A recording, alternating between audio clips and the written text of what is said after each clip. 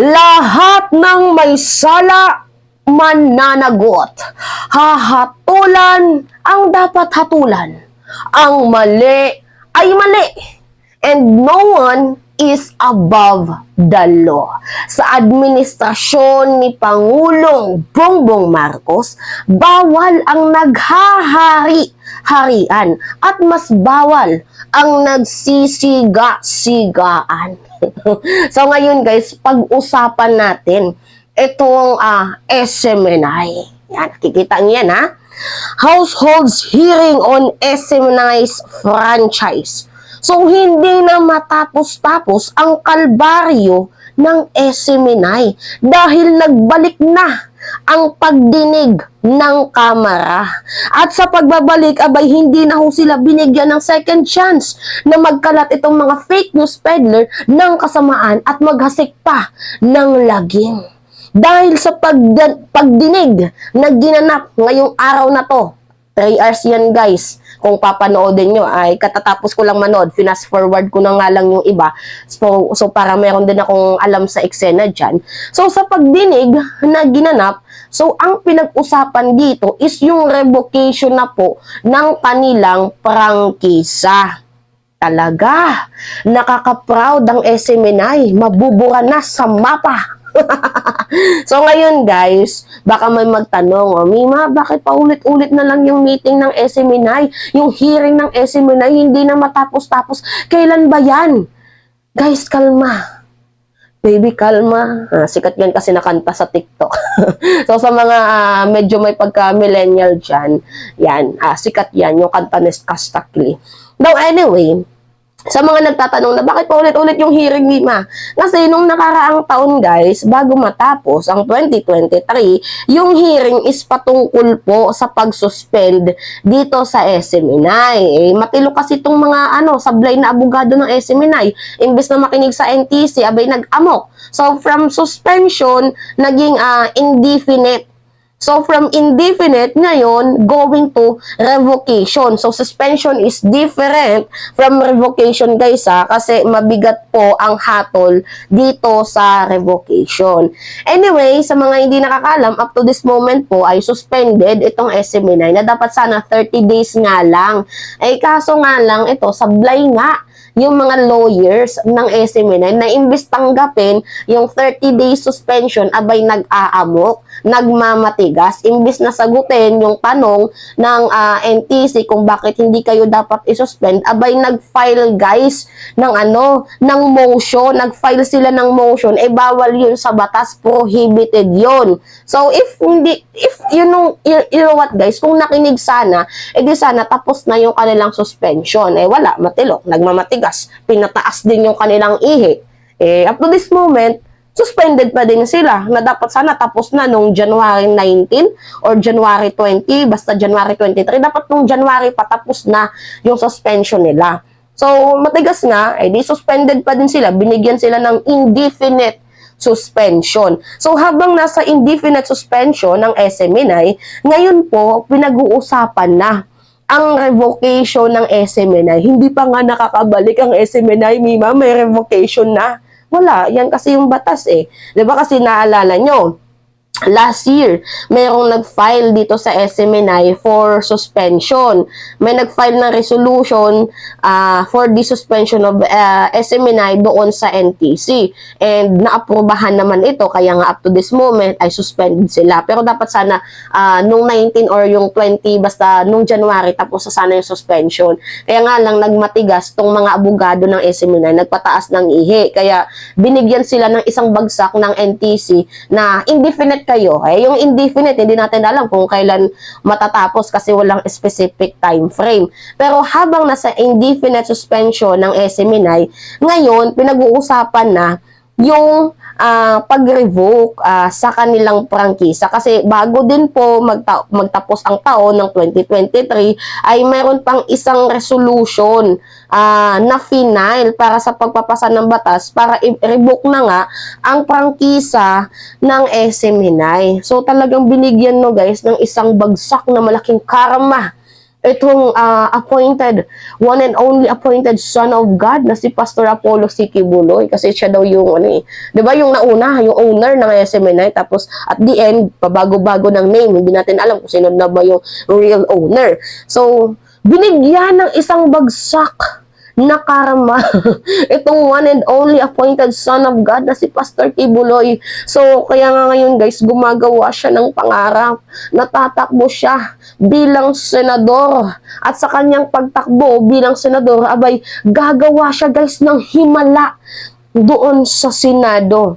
So pag nanalo ba si Quiboloy, magiging holy na ba ang Senate? Kasi imagine guys, no, habang dinidinig sa Senado itong patungkol sa kaso ni Quiboloy, abay nag-resume na din guys ang Kamara sa pagdinig din tungkol sa revocation ng SMNI. So yung kaso ni Quiboloy, kasi yung una hindi siya umattend eh, pero sa pangalawa talagang sisikapin at kinausap na ni Ma'am Risa Ontiveros yung mga possible person na uudyok sa kanya na umattend na sa hearing sa susunod na pagkikita nila ng mga taong di umano'y minolestya, inabuso, ni-rape under the kingdom of Jesus Christ ni Pastor Apollo C. Quiboloy.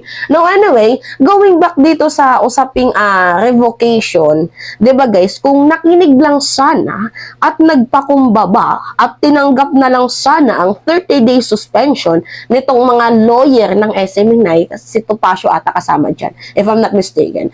Anyway, kung hindi na lang sana sila bumoses, hindi na lang nagmatigas, 'di ba? Hindi na lang pinataas ang kanilang ihi, abay lifted na sana guys ang suspension. Kaso matigas nga, 'di ba? Pinataas ang ihi, matigas yung alintarakan, kagaya ni Pastor Quiboloy na dapat sana umattend sa hearing, abay hindi umattend. Kailangan pa talagang idaan sa dahas. So ngayon, ng NTC, binigyan talaga sila guys ng isang bagsak, indefinite suspension. So ngayon, hindi pa sila tapos sa suspension nila kasi indefinite na po ito. We do not know kung kailan sila ibabalik or kailan ang kanilang, welcome to the new world. Yung pagbabalik nila, hindi natin alam kung kailan. Indefinite nga. So, walang specific time frame. Hindi katulad ng suspension na may specific time frame, 30 days, ganyan. Itong indefinite, wala. Pero habang dinidinig itong indefinite suspension ng SMNI, abay mayroon ng panibagong problema sila, which is yung nilalakad na nga yung revocation para sa kanilang prangkisa. Naku, what if ma-revoke ang franchise ng SMNI? di wala ng 1 million per month itong si Jason Sa. Wala ng 100,000 per month itong si Ka Eric at si Ma'am Lorraine Badoy.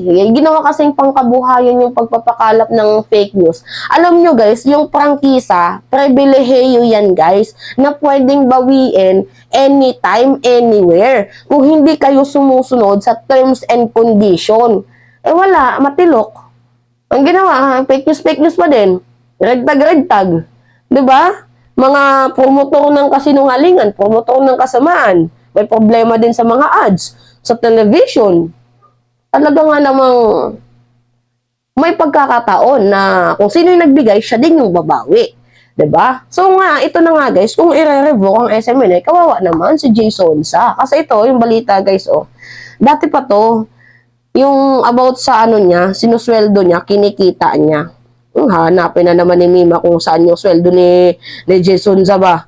Yan SMNI paying Jason Sa 1 million monthly for consultancy job.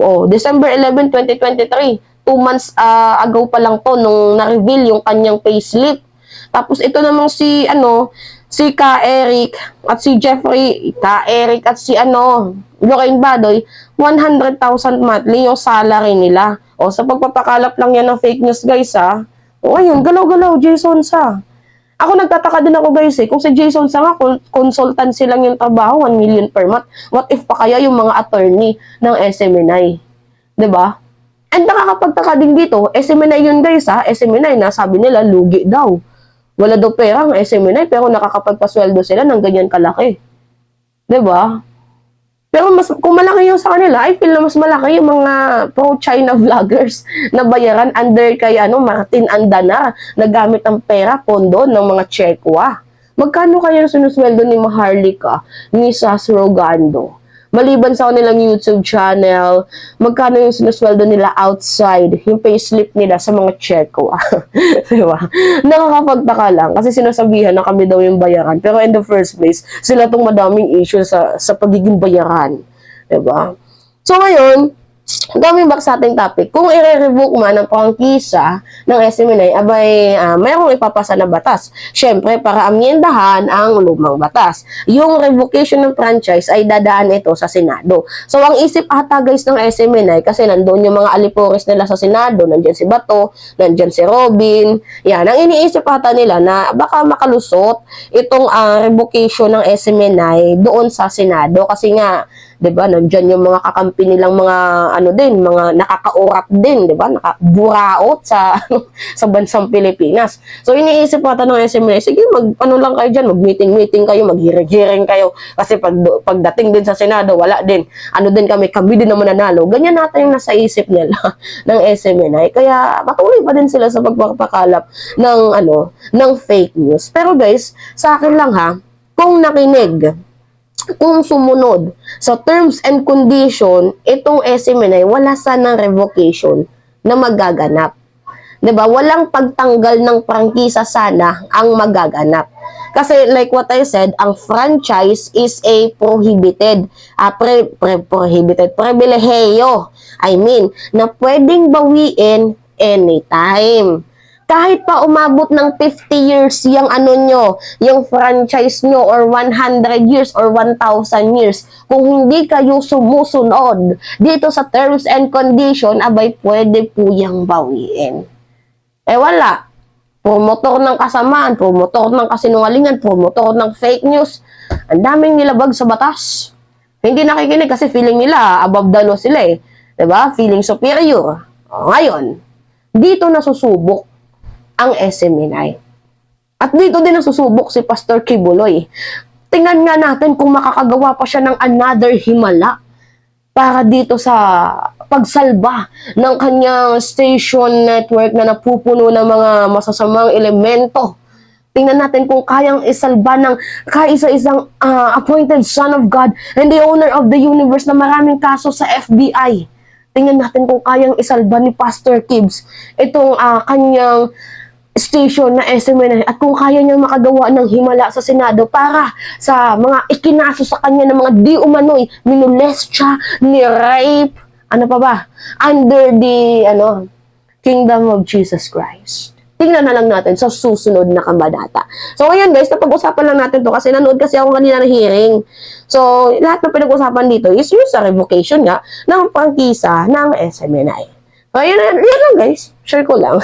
So, sa mga nanonood sa akin dyan, don't forget to click the subscribe, like and share, hit the notification bell guys. Huwag niyo kalilimutan na i-click ba yung like para kahit paano mai-algo naman yung ating di ba? Yung ating video. Click niyo yung like. Maraming salamat sa inyong pag-iintindi. It's me again, si Mima Alicia nyo. Ingat mga kababayan.